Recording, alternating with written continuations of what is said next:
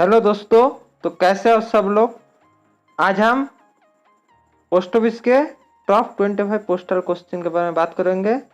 तो ये क्वेश्चन सभी डिपार्टमेंट एग्जाम के लिए बहुत ज़्यादा जरूरी है। तो पहला क्वेश्चन शुरू करते हैं। तो पहला क्वेश्चन है, नाइट पोस्ट ऑफिस में be extend up to how much time. तो जो नाइट पोस्ट ऑफिस है वो कितने टाइम के लिए एक्सटेंड किया जाता है। एक्सटेंड किया जाता है वो होता है अप टू 8:30 PM। तो नाइट पोस्ट ऑफिस है आरएमएस में, वो 8:30 PM तक, अप टू 8:30 PM तक एक्सटेंड किया जा सकते हैं। ठीक है friends. Which official may be extend the timing of night post office. तो कौन से ऑफिसर है जो नाइट पोस्ट ऑफिस जो एक्सटेंड टाइम है अप टू 8:30 PM वो एक्सटेंड कर सकते हैं। कौन से ऑफिसर, वो होता है डीजी पोस्ट ऑफिस के जो डीजी होता है, डायरेक्टर जनरल, वो एक्सटेंड कर सकते हैं नाइट पोस्ट ऑफिस के एक्सटेंड टाइम को। ठीक है friends. How many types of franking machine. Franking machine कितने प्रकार के होते हैं, कितने टाइप्स होते हैं फैंकिंग मशीन के? 2 टाइप्स। तो फैंकिंग मशीन के दोनों टाइप्स होते हैं।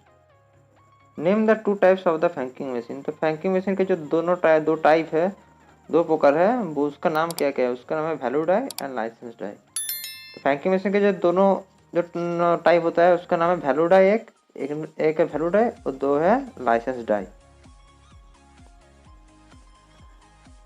Name the meters of new franking machine. तो आप जो फैंकिंग मशीन हुआ है, अब जो फैंकिंग मशीन आया है उनमें वैल्यू डाई लाइसेंस नहीं, उनमें दोनों मीटर है। उसका नाम क्या क्या है? उसका एक का नाम है असेंडिंग मीटर, दूसरा का नाम है डिसेंडिंग मीटर। तो असेंडिंग मीटर और दूसरा डिसेंडिंग मीटर, ये दोनों है फैंकिंग मशीन का meter. How much rebate available at the time of rest of the meter, reset of the meter. तो अगर कोई व्यक्ति मीटर को रिसेट करना चाहते हैं तो वो कितने रिबेट पा सकते हैं और उस टाइम में? वो होता है 3%। तो 3% रिबेट वो व्यक्ति पा सकते हैं अगर कोई व्यक्ति मीटर रिसेट करते हैं एट अ टाइम में। Franking meter receipt will be made by whom. तो फैंकिंग मीटर जो होता है, असेंडिंग मीटर और डिसेंडिंग मीटर, वो कौन रिसीट करता है? PRI and above status. तो पीआरआई रिसीट करते हैं और उसके ऊपर जो है ऊपर अधिकारी वो भी रिसीट कर सकते हैं।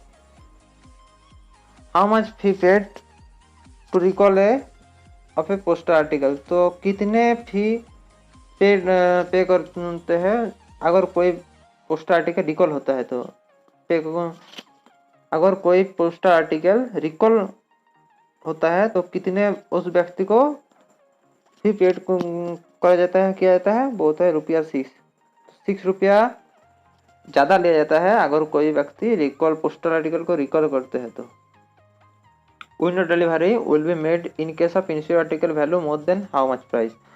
तो जो विंडो डिलीवरी होता है, विंडो डिलीवरी वो आर्टिकल वैल्यू कितने प्राइस का होना चाहिए, कितने प्राइस के ऊपर होना चाहिए, इंश्योर आर्टिकल के प्राइस कितने होना चाहिए तब भी तो विंडो डिलीवरी हो सकते हैं। तो वो है ₹500। तो 500 के ऊपर जो वैल्यू है इंश्योर आर्टिकल का, आर्टिकल का जो वैल्यू है 500 के ऊपर, वो विंडो डिलीवरी हो सकते हैं। How much fee paid for availing post box facility. तो एक पोस्ट बॉक्स फैसिलिटी पाने के लिए, एक पोस्ट बॉक्स फैसिलिटी पाने के लिए कितने फी पे किया जाता है? तो वो होता है ₹150 पर ईयर। तो ₹150 पर ईयर में पोस्ट फैसिलिटी पाने के लिए दिया जाता है। How much fee paid for availing post bag facility. तो पोस्ट बैग फैसिलिटी जो है, अब पोस्ट बैग फैसिलिटी, तो पोस्ट बैग फैसिलिटी पाने के लिए एक व्यक्ति को कितने फी पे किया जाता है? तो वो होता है ₹150 पर ईयर। तो पोस्ट बैग के लिए भी ₹150 पर ईयर में, और पोस्ट बैग के लिए भी ₹150। तो दोनों के लिए ₹150 पर ईयर में डाक को देना पड़ता है, पोस्ट ऑफिस को देना पड़ता है। ठीक है friends. How much fee paid for availing post bag facility combined together. तो कितने फी पे एक व्यक्ति को कितने फी पे किया जाता है तो पोस्ट बैग और पोस्ट बैग दोनों फैसिलिटी पाने के लिए डाक को कितने फी पे किया जाता है, तो वो होता है रुपया 250 पर ईयर, तो 250 रुपये पर ईयर अगर कोई व्यक्ति पोस्ट बैग और पोस्ट बैग दोनों लिए थे कॉम्बाइंड में, तो 250 रुपये उसको देना पड़ता है। How much fee paid for a window delivery ticket, तो एक विंडो डिलीवरी टिकट के लिए कितने पैसे लगते हैं, एक विंडो डिलीवरी टिकट के लिए कितने पैसे लगते हैं, वो तो है फ्री ऑफ कॉस्ट, कोई भी पैसे नहीं लगते अगर कोई विंडो डिलीवरी टिकट खरीदने हैं तो। How much fee paid to get an identity card, तो एक आइडेंटिटी कार्ड खरीदने के लिए पाने के लिए कितने पैसे देना पड़ते हैं, एक आइडेंटिटी कार्ड पाने के लिए कितने पैसे देना पड़ते हैं, रुपया 9 रेज 9 रुपया देना पड़ते हैं एक आइडेंटिटी कार्ड पाने के लिए। Validity period of an identity card for how much time, तो एक आइडेंटिटी कार्ड का वैलिडिटी पीरियड कितना है, तो वो होता है 3 years. Post resident article can be detained at post office for how much time, तो एक post resident article post office में रखा जा सकते हैं कितने टाइम के लिए, कितने टाइम के लिए पोस्ट ऑफिस में रखा जाता है पोस्ट रेजिडेंट आर्टिकल, वो होता है 1 मंथ, 1 मास के लिए 1 मंथ के लिए रखा जा सकता है पोस्ट ऑफिस में एक पोस्ट रेजिडेंट आर्टिकल को। Size limit of a identity card at post office how much, तो एक आइडेंटिटी कार्ड का साइज लिमिट क्या है, पोस्ट ऑफिस का जो आइडेंटिटी कार्ड होता है उसका साइज लिमिट क्या है, 88 meter into 63 mm, 88 mm to into 63 mm। Where franking article should be presented, तो फैंकिंग आर्टिकल जो होता है वो कहाँ पर प्रेजेंट किया जाता है, तो होता है एट द काउंटर, तो काउंटर में फैंकिंग आर्टिकल को प्रेजेंट किया जाता है, तो एट द काउंटर में फैंकिंग आर्टिकल को प्रेजेंट किया जाता है। Franking impression should be in which colour, franking impression जो होता है वो कौन सी कलर के होते हैं, फैंकिंग इम्प्रेशन कौन सी कलर के होते हैं, रेड कलर की, लाल कलर के होते हैं franking impression. What is the reduction fee of parcel within delivery या और original address of sender in case of unclaimed parcel, तो अगर कोई अनक्लेम्ड पार्सल होता है तो वो जब रिडक्शन होगा रिडायरेक्ट होगा, तो अगर कोई डिलीवरी एरिया और ओरिजिनल एड्रेस के भीतर होगा तो कितने पैसे लगते हैं, वो होता है free of cost.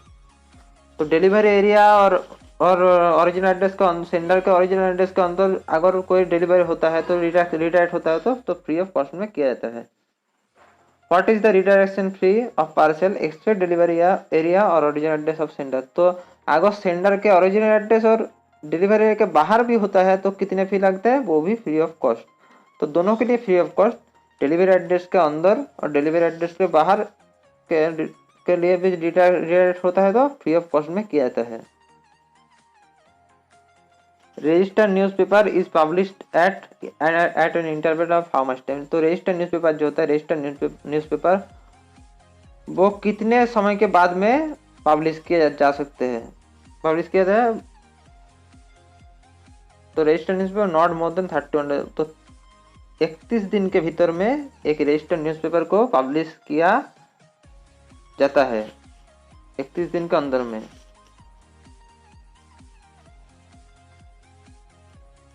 The bar code would content of how many character, तो हमारा जो लेटर का जो बार कोड होता है अगर कोई स्पीड पोस्ट होता है EWIN, तो ये 4 और माज में तो 9 डिजिट और 4 लेटर हो सकते हैं बारकोड में, तो आंसर है 13 कैरेक्टर। तो बारकोड में कितने कैरेक्टर होता है, 13 कैरेक्टर। स्पीड पोस्ट में 4 लेटर होते हैं और 9 डिजिट होते हैं। Undelivered acknowledgement card can be destroyed after how much time, तो जो अनडिलीवर्ड एक्नॉलेजमेंट कार्ड होते हैं, अनडिलीवर्ड एक्नॉलेजमेंट कार्ड वो कितने समय के बाद में डिस्ट्रॉय किया जा सकते हैं, अनडिलीवर्ड एक्नॉलेजमेंट कार्ड जो होता है वो कितने समय के बाद में डिस्ट्रॉय किया जा सकता है, वो होता है 4 मंथ, 4 मंथ के बाद, 4 महीने के बाद वो डिस्ट्रॉय किया जा सकते हैं। What is the full form of CTMO, CTMO का फुल फॉर्म क्या है, तो CTMO का फुल फॉर्म क्या है, CTMO का फुल फॉर्म क्या है, सीटीएमओ का फुल फॉर्म है सर्किल ट्रांजिट मेल ऑफिस। तो सीटीएमओ का फुल फॉर्म क्या है? Circle transit mail office.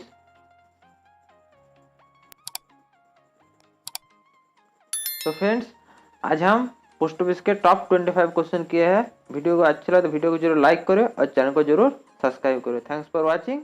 जय हिंद।